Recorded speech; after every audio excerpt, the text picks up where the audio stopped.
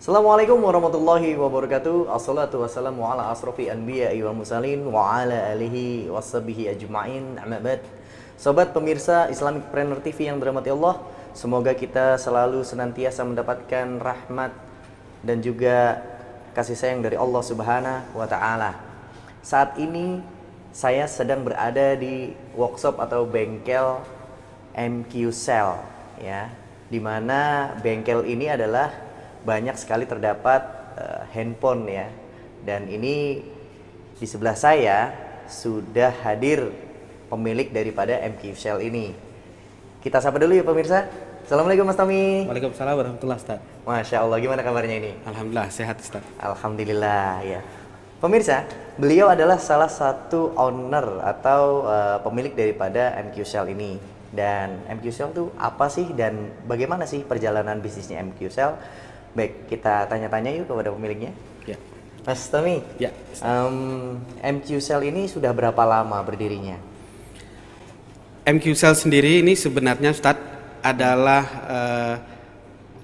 perubahan ya, transformasi. Transformasi. Ya. Jadi dari masa jahiliyah. Masa jahiliyah. Dari ya ke ya masa hijrah yang sekarang gitu ya. Oh, Masya Allah. Jadi awalnya MQ Cell itu namanya hanya Q Cell saja. Oh, namanya Q Cell. Berarti Jadi tanpa M ya? Tanpa M. Wah, ini bisa diceritakan nih. Ya. Jadi tahun 2008 saya membuat konter kecil-kecilan di atas selokan. Di atas selokan? Ya.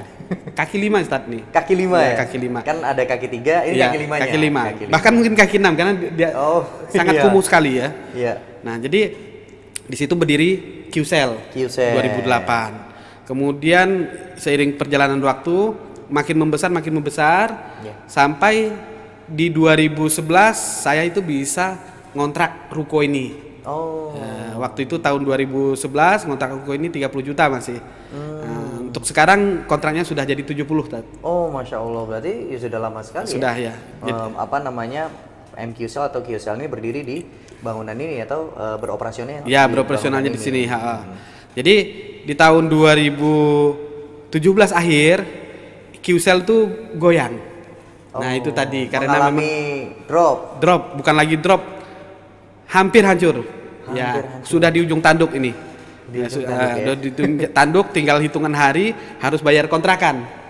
Kalau nggak bayar, out. Konsekuensinya seperti itu. Berarti ada permasalahan di cash flow-nya. Betul. Jadi sangat parah. Nah, karena memang tadi di awal konsep di awal waktu itu di masa jahiliyah itu saya berpikir bahwa utang modal itu dari manapun boleh. Ya, kalau bunganya kecil itu tidak riba gitu kan. Oh gitu. Itu mindset ketika di zaman jahiliyah tadi disebutannya gitu istilahnya. Betul. Nah, ketika berarti sudah ada kerasa ya? Sudah. Ketika pas menuju keterpurukan atau cash flow-nya pun juga sudah berantakan, sudah ada rasa itu atau sudah tahu belum maksudnya mungkin riba atau bagaimana? Sudah, sebenarnya 3 tahun sebelum 2017 berarti 2014 ya. Itu sudah berpikir ini tidak beres ini dengan keuangan kita ini gitu kan. Jadi sudah cari-cari tahu dan udah nampak, cuman belum nancep. Nggak apa-apa lah gitu. Mungkin mudah-mudahan nanti ada perubahan, pikirnya kan begitu. Ada sifat ngeyelnya gitu. Ngeyelnya masih ada. Masih ada ngeyelnya. Masih. Ya. Karena tadi tidak ada jalan lain menurut mindset saat itu. Adanya dari tadi Bang Titil, ya kan ya. Betul, bersandar pada manusia lah. Ya, betul. Pada orang lain ya. Betul. Padahal riba sendiri Allah haramkan ya. Betul, bagaimana di dalam firman Allah Subhanahu wa taala di surat Al-Baqarah ayat 276 itu disebutkan wa ahallallahul bai'a wa harrama riba. Allah menghalalkan jual beli dan mengharamkan riba gitu. Dan kalau Allah telah mengharamkan sesuatu, maka itu hukumnya haram. Dan di ayat selanjutnya dikatakan yamhaqullahu riba wa yurbi shadaqah. Allah akan memusnahkan riba dan menyuburkan sedekah. Jadi ya mungkin ini salah satu dampak ketika seseorang, ya siapapun Anda, mau itu pengusaha ataupun bukan, kalau menggunakan riba pasti Allah akan musnahkan atau hancurkan. Seperti itu kurang lebih Mas Tommy. Betul, tepat sekali Ustadz. Jadi memang sampai pokoknya hidup ya enggak genah lah kalau orang Jawa bilang begitu ya. Mas Tommy, tadi kan kita udah berbicara nih perjalanan hijrah atau perjalanan masih zaman jahiliyah, MQcell sampai ke nama QCell. Sebenarnya bisnisnya ini di bidang apa dan apa sih fokusnya? Ya, dari awal konsep saya ini adalah layanan repair handphone. Jadi service ya. Service handphone, kemudian karena mungkin memang stylenya saya sendiri suka berbagi ilmu dengan orang, akhirnya banyak yang minta ajarin dong gitu. Nah, getok tular banyak minta dari 2008 itu sudah ada beberapa murid, kemudian 2012 akhirnya juga saya merambah ke dunia pendidikan non formal. Jadi kita bikinlah yang namanya LPK, Quantum Telecommunication, dari nama Q tadi ya kan, Q kita panjangkan jadi Quantum. Berarti gitu. di awal tuh Q itu tidak memiliki makna atau arti apa ya? Atau hanya ada sebenarnya Q itu kunci. Oh kunci. Key. Oh, nah, Masya gitu. Allah. Jadi sebuah nama ini juga berpengaruh besar terhadap bisnisnya sahabat-sahabat sekalian loh. Jadi jangan sampai kita memberikan nama itu nama yang asal atau nama yang tidak ada artinya. Jadi sayang sekali ya. Padahal nama itu bagian daripada doa, begitu. Betul. Ya. Nah lanjut tadi LPK-nya ke Quantum tadi ya, itu berdiri 2012. Lalu perjalanan hingga saat ini atau bagaimana? Adakah cerita yang lainnya? Banyak banget nih Ustadz. Jadi sepanjang 2012 sampai 2020 ini LPK Quantum berjalan standar saja. Artinya kita melaksanakan pelatihan offline. Ya, karena masa pandemi COVID-19 akhirnya mulailah konsep itu kita ubah. Kita tambah. Offline tetap ada walaupun tidak sebanyak yang biasa. Nah, akhirnya di April kemarin kita merambah ke online dan Masya Allah hasilnya luar biasa juga. Karena kebutuhan online ini dibutuhkan oleh banyak orang ya saat ini dan bahkan tapi mereka ini membutuhkan dunia maya istilahnya begitu ya, karena informasi apapun kita bisa dapatkan di sana. Nah kembali lagi Mas Tommy, terus bagaimana caranya nih dari offline ke online? Ini kan butuh alat-alat yang berbeda dan otomatis kan tidak mudah ya mengajarkan teknisi atau servis handphone itu di online dibandingkan dengan offline. Itu medianya apa aja nih yang dimulai? Nah ini juga unik Ustadz, karena itulah yang saya bilang sebagai anugerah ya, nikmat yang luar biasa dari Allah yang sangat saya dan tim di sini syukuri. Jadi di awal kami online itu betul-betul hanya mengandalkan satu buah handphone Ustadz. Masya Allah. Handphone Android untuk mengonlinekan acara live streaming dari pelatihan perbaikan handphone ini. Masya Allah. Gitu. Jadi kita live streaming di Facebook dengan satu handphone, nanti ya pindah-pindah, compang-camping lah istilahnya, geser ke sana kemari, betul-betul apa adanya. Dan itu tadi tidak ada komplain sedikit pun dari peserta.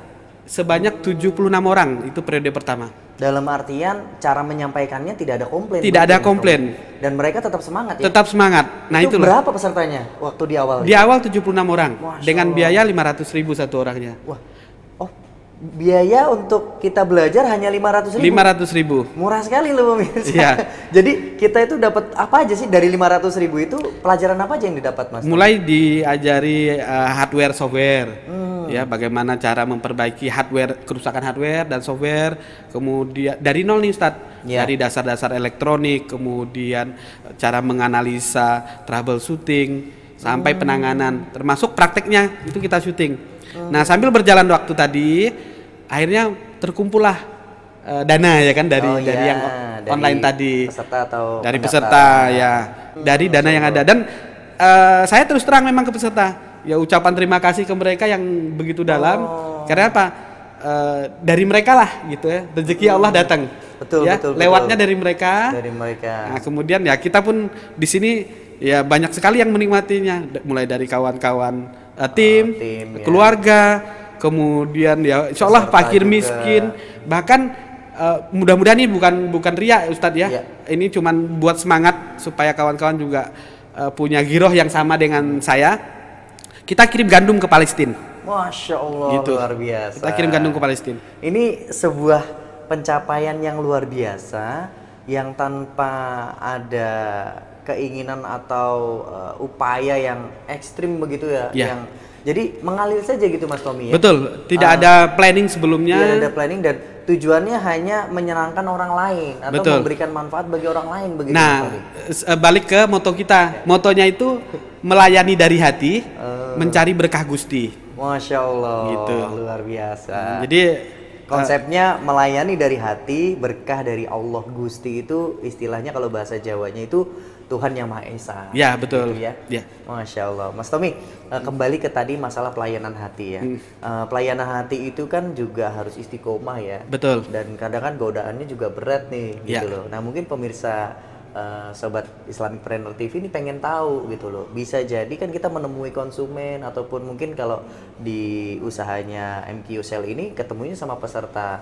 Kan peserta tidak semuanya kan otomatis baik-baik semua. Ya. Pasti ada yang kritis dan sebagainya. Itu bagaimana sih menjaga hati daripada pelayanan tadi agar selalu optimal gitu Mas Tommy? Ya, ini sesuai dengan pesan guru sebenarnya Ustadz.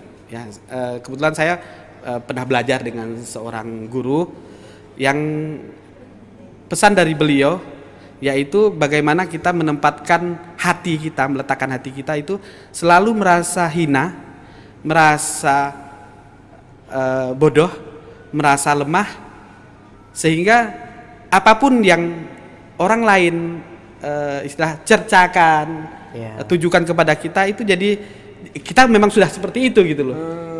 Bahasa Jawanya merasa ino, fakir, bodoh, lemah dan bodoh gitu. Masya Nah, Allah. jadi seperti itu. Jadi ya tentunya dengan harapan nanti kebalikan dari itu Allah memberikan kebalikannya. Betul, memberikan pertolongannya, Ya. memberikan anugerahnya, Ya. begitu ya. Jadi ketika ada komplain ya sudah ya, memang tadi niatnya Ini melayani bagian dari daripada, hati ya kan ya. kekhilafan. Kekhilafan kita. Oh, nanti Minta kita perbaiki maaf, lagi, minta maaf. iya. Jadi tidak ada kita melakukan perlawanan Masya kepada Allah. konsumen itu tidak ada. Jadi sobat pemirsa, salah satu kita ingin menjaga hati dan jauh daripada rasa husnuzon, ya. Jauh daripada husnuzon ya. Jadi kita itu harus merasa rendah diri, Iya. gitu ya, merasa kita ini paling di bawah, gitu. Kalau kita memiliki karunia dari Allah Subhanahu Wa Taala wajib disyukuri. Ya. Betul. Bisa jadi karunia itu adalah karunia yang paling baik menurut Allah Subhanahu Wa Taala, tapi menurut kita itu tidak baik gitu loh. Iya. Padahal menurut Allah itu sangat baik. Gitu. Nah, Mas Tommy kembali ke masalah MQ Sell ya. Saat ini kan online sudah ada nih, peralatan sudah komplit ya. Terus cita-citanya atau langkah kedepannya pengembangannya ingin seperti apa sih MQ Sell itu? Satu buah cita-cita yang memang saya angan-angankan terus sebenarnya itu kami MQ Sell ini menjadi sebuah tempat atau layanan repair handphone terbesar di Indonesia, Ustaz. Masya Allah. Ya. Walaupun rencana itu sebenarnya sudah saya rintis berkali-kali dan masih gagal sampai saat ini belum terwujud. Nah, tetapi punya angan-angan seperti itu. Jadi nanti MQ Sell itu ada di seluruh kota di Indonesia, pengennya Masya seperti itu. Allah. Mudah-mudahan nanti Allah mudahkan. Amin. MQ Sell ini bisa berkembang dan sobat pemirsa Islamicpreneur TV yang saat ini membutuhkan nih ya ilmu tentang repair handphone bisa nih ke MQ Sell belajarnya gitu Mas Tommy ya. Betul, Ustaz. Nanti di bawah ini ada nomor kontaknya dan bisa daftar di sana. Mas Tommy, kepada pemirsa nih, mungkin ada motivasi atau tips bisnis yang selama ini MQ Sell lakukan atau pengalaman-pengalaman tertentu yang didapatkan dari MQ Sell ini beredar itu bisa disampaikan ke pemirsa. Ya, baik. Mungkin berdasarkan pengalaman ya, Ustadz ya. Jadi apa yang saya jalani dari awal berkali-kali bangkrut dalam berbisnis, satu penyebabnya riba. Jadi kalau pengen sukses, jauhi riba. Satu itu. Karena itu punca masalah. Maaf, mungkin kita masih melakukan maksiat yang lain gitu ya. Tapi rasanya tidak sehebat riba itu balasan Allah di dunia. Gitu kan? Bukan berarti mengentengkan maksiat-maksiat yang lain gitu. Jadi jauhi riba dalam berbisnis. Kemudian seperti atolak 2 dan 3 ya. Bertakwa maka akan diberi jalan keluar. Jadi ketika saat saya terpuruk ya kan, hampir jatuh, hampir para kata hampir mampus gitu kan ya, udah ekstrim banget itu Ustaz. Ya, ketika kita meningkatkan ketakwaan kita, maka solusi jalan keluar Allah jajarkan di depan mata kita, tinggal kita pilih. Masya Allah. Gitu. Tinggal kita Jadi luar biasa sekali ini motivasinya Mas Tommy ya. Jadi mengingatkan kita, dan tadi ayatnya atau firmannya adalah wa may yattaqillaha yaj'alhu makhraja wa yarzuquhu min haitsu la yahtasib. Barang siapa yang beriman pada Allah Subhanahu wa taala, maka akan diberikan jalan keluar yang tidak disangka-sangka gitu ya. Betul. Nah, setiap jalan keluar itu pasti bentuknya adalah yang terbaik dari Allah Subhanahu wa taala. Betul. Dan setiap kita melakukan kesalahan, maka kita wajib untuk bertaubat. Nah, jangan sampai nih pemirsa, ketika kita sudah melakukan kemaksiatan, apalagi dosa riba, nah taubatnya ini taubat sambel gitu ya. Yes. Taubatnya hanya sementara. Nah, ini yang tidak diperbolehkan ya. Dan ini kita termasuk mempermainkan daripada hak prerogatifnya Allah nantinya gitu ya. Jadi pemirsa yang dirahmati Allah, kita sudah di penghujung acara nih. Nah, dan Mas Tommy, alhamdulillah terima kasih sudah hadir, sudah bisa sharing kepada teman-teman pemirsa Islamic TV. Mudah-mudahan usahanya semakin berkah, Amin, amin ya Allah. semakin lancar, Amin. dan bisa menebar manfaat. Amin. Gitu ya. Terima kasih banyak Mas Tommy, mudah-mudahan bisa bertemu kembali. Ya. Sobat pemirsa Islamic TV yang dirahmati Allah, mungkin cukup sekian yang bisa kami sampaikan, dan saksikan terus tayangan-tayangan kami yang mudah-mudahan bisa bermanfaat bagi kita semua. Bercita-cita untuk sukses itu boleh, namun berkah harus jadi kenyataan. Barakallahu fikum. Wassalamualaikum warahmatullahi wabarakatuh.